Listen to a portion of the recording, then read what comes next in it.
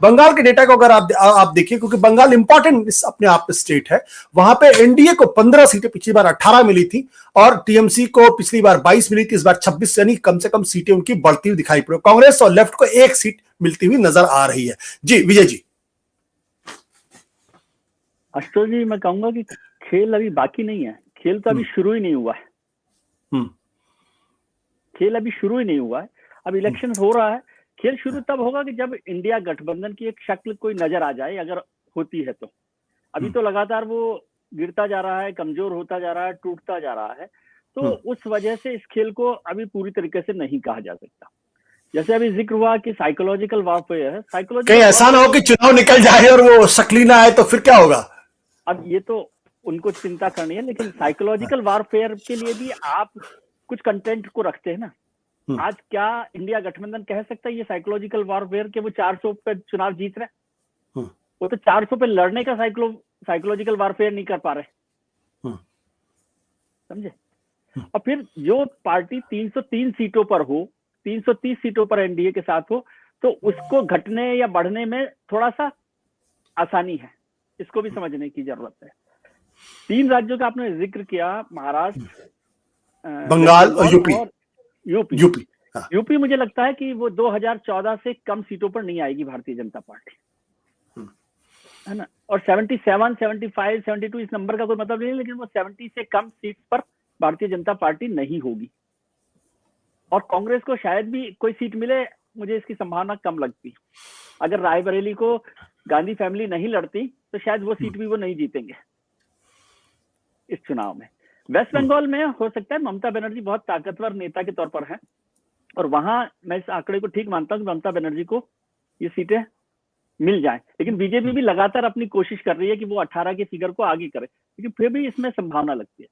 महाराष्ट्र को अगर हम देखें तो महाराष्ट्र में 2 पार्टियां अभी तक अपने को बचा पाई हैं, वो है भारतीय जनता पार्टी और कांग्रेस। बाकी दोनों पार्टियां शिवसेना और अजीत पवार साहब की पार्टी है एनसीपी, वो दोनों ही टूट गई हैं।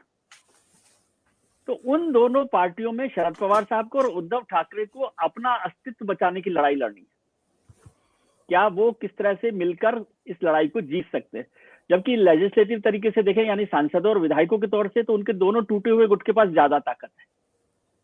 और उसमें बीजेपी का वोट परसेंटेज को भी जोड़ लें तो मुझे नहीं लगता कि महाराष्ट्र में एनडीए को कोई बड़ा नुकसान होने वाला है। यदि कुछ नुकसान भी होगा तो कोई बहुत कम नुकसान वहां पर हो सकता है, लेकिन उसकी संभावना भी मुझे बहुत ज्यादा दिखाई नहीं देती। तो तीनों राज्यों की स्थिति ये है।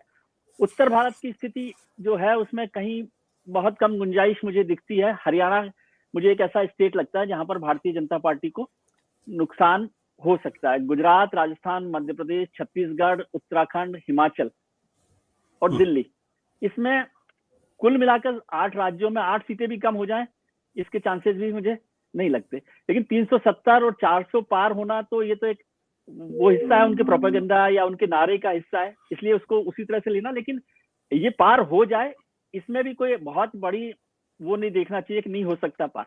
यदि आप देखें, आपने 3 जवाहरलाल नेहरू का जिक्र भी किया, तो नेहरू साहब को देख रहा था मैं, 1952 में उनको 364 सीटें मिली, 1957 में 371 सीटें मिली और 1962 में 361 सीटें मिली, तीसरी बार के में भी। तो ऐसा नहीं है कि तीसरी बार में कोई बड़ा हेरफेर नहीं हो सकता। फिर राजीव गांधी जी के वक्त में तो 415 सीटें मिल गई, और इंदिरा गांधी जी को मैं देख रहा हूं कि 1980 में 353 सीटें मिली हैं, जबकि 77 में उनको इतनी जबरदस्त हार मिली थी। उसके बाद 1980 में 353 सीटें मिली हैं। तो इसलिए ये कोई बड़ा फिगर नहीं है, बल्कि मुझे हैरानी इस बात में, मैं साइकोलॉजिकल वॉरफेयर तब समझता जो प्रधानमंत्री जी को मैं समझता हूं उसमें, कि वो 415 को क्रॉस करने की बात करते। जो राजीव गांधी का जो आज तक का जो हाईएस्ट फिगर है जी हिंदुस्तान के रिकॉर्ड में 415 का, उसको पार करने की बात करते, तो वो साइकोलॉजिकल वॉरफेयर की बात के तौर पर समझ में आती।